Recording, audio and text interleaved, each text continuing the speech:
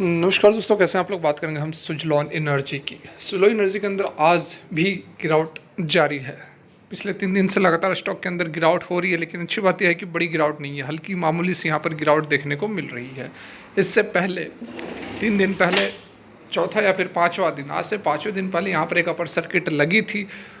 उसको हटा दिया जाए तो काफ़ी समय हो गया, 10-12 दिन हो गए, जो कि अपर सर्किट या फिर तेज़ी का मतलब अपर सर्किट ही है, क्योंकि 5% की तेज़ी है, छोटी सी यहाँ पर सर्किट है, देखने को हमें नहीं मिली है। अब स्टॉक जो है वह अपने नियर टर्म जो भी इसका सपोर्ट है, लेटेस्ट सपोर्ट जो भी है, उसके नज़दीक पहुँच चुका है।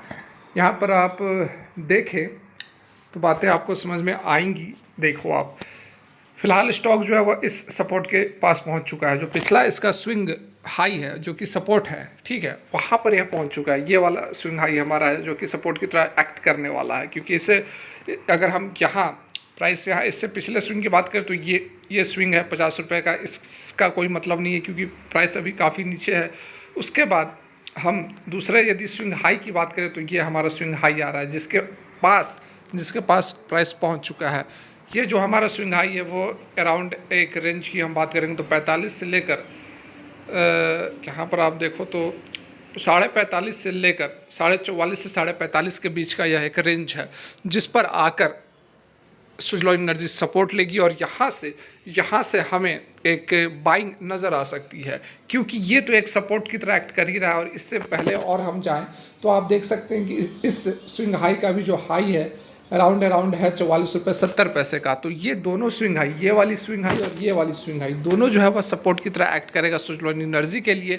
और 45.95 रुपये पर आ गया है तो थोड़ी बहुत और गिरावट होती है तो 44.5 45 45.5 के एक रेंज यहाँ पर बन रहा है, जो कि काफ़ी बढ़िया सपोर्ट जोन की तरह काम करने वाला है। और उसके साथ यहाँ पर आप देखिए तो 20 डेज़ का जो हमारा ईएमए है उस पर भी यह सपोर्ट ले चुका है, ठीक है। तो यहाँ 2-3 फैक्टर्स हैं जो कि बता रहे हैं कि अब जो गिरावट है ज़्यादा देखने को नहीं मिलेगी। एक अप ट्रेंड, एक अपर सर्किट, एक 5% की तेज़ी जो है हमें देखने को मिल सकती है। यहाँ पर आप देख सकते हैं कि 20 डेज़ का जो ईएमए है वो बहुत ही कम, रेयरली इसने तोड़ा है। एक दफ़ा यहाँ पर बीच में इसने तोड़ा था, यहाँ इस रेंज में एक दफ़ा तोड़ा था और इसके नीचे गया था, नहीं तो पिछले 8-10 महीने में इसने कभी भी इससे 20 डेज ईएमए को नहीं तोड़ा है। तो इस कारण से 2-3 फैक्टर्स मैंने आपको बता दिए कि स्टॉक के अंदर तेज़ी बन सकती है, ठीक है। अब एक सबसे महत्वपूर्ण कारण, और किस दिन, जैसा कि मैं आपको बता रहा हूं कि किस दिन अपर सर्किट लगेगी, तो बिल्कुल मैं फैक्चुअल बातें यहाँ पर करूँगा, वैसी बात कुछ नहीं है कि बस आपको व्यूज़ के लिए या कुछ भी बता रहा हूँ। बिल्कुल आप नोट डाउन करके चलें। यहाँ पर अगर ये सपोर्ट पर तो यह टिक ही जाएगा, ठीक है, सपोर्ट पर तो टिक ही जाएगा, लेकिन ये हो सकता है कि सपोर्ट पर बने रहे, सपोर्ट पर ही कंसोलिडेट करे, 20 डेज़ पर ही कंसोलिडेट करे। यह भी हो सकता है कि इस पीरियड में अपना समय यह गुजारे, है कि नहीं, यह भी पॉसिबिलिटी है। लेकिन एक और मैं आपको एक ज़बरदस्त यहाँ पर डाटा बताने वाला हूँ, फैक्टर बताने वाला हूँ, जो कि आप एनालाइज करना। मेरी सालों की एक्सपीरियंस के बेसिस पर मैं ये बातें आपको बता रहा हूँ कि स्टॉक के अंदर गिरावट तो चल रही है, ठीक है, एक रेंज में आगे बढ़ेगा भी, मान लेते हैं तेज़ी नहीं आएगी, 45 रुपये पर ही यह टिके रहेगा। तो तेज़ी कब आएगी? तो तेज़ी जब आएगी जब जो RSI है, यहाँ पर देखो, अब RSI पर नज़र डालो, 53.87 पर RSI है। यह RSI जब 40 पर आकर सपोर्ट लेगा, ठीक है, अगर वो सारे फैक्टर्स काम नहीं किए तब मैं बोल रहा हूँ, ठीक है, 20 डेज़ या फिर जो स्विंग लोज है हमारा 45, 44, 45 का जो सपोर्ट है, वहाँ पर आकर अगर एक अप ट्रेंड नहीं दिखाता, वहाँ पर आकर यदि स्टॉक टिक जाता है और वहीं से आगे वह कंसोलिडेट करने लगता है, तो कब तेजी आएगी? तो उसके बाद की मैं बात बता रहा हूँ कि यहाँ पर जो आप देख रहे हैं मूविंग एवरेज, वो 40 पर आएगी, और 40 पर आकर, जैसे कि यहाँ देखो, पहले आप देख सकते हो इस तरह से एक सपोर्ट लेगी, ठीक है, इस तरह से एक सपोर्ट लेकर ऊपर की ओर मूवमेंट करेगी।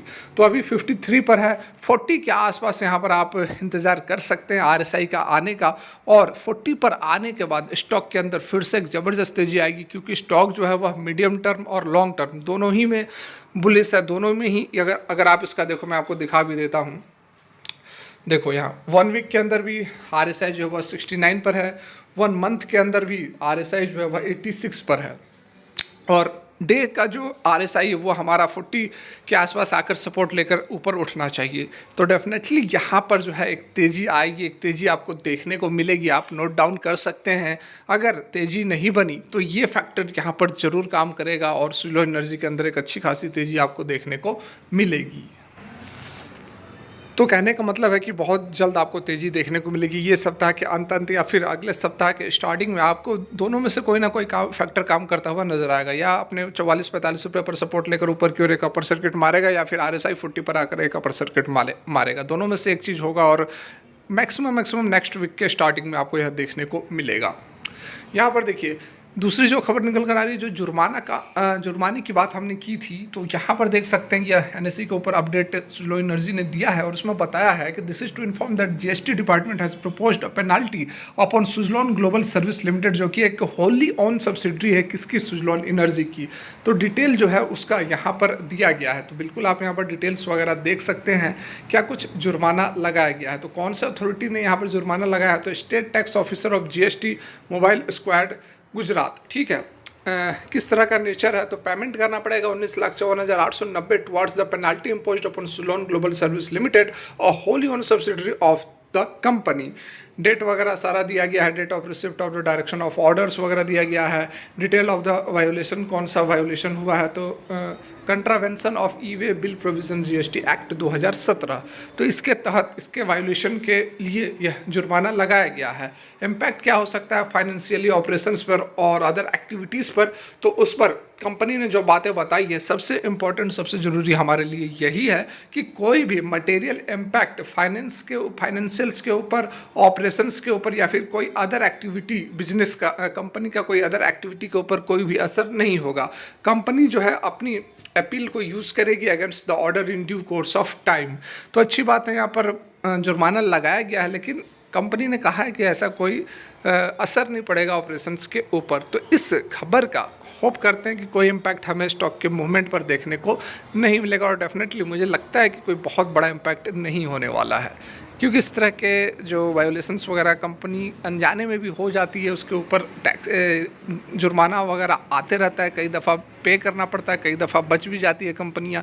ठीक है, तो इस कारण से बहुत ज़्यादा इम्पैक्ट देखने को नहीं मिलना चाहिए। फिलहाल के लिए वीडियो यहीं तक। अच्छी लगी हो लाइक करें, नहीं अच्छी लगी हो डिसलाइक करें। Thanks for watching, have a great day.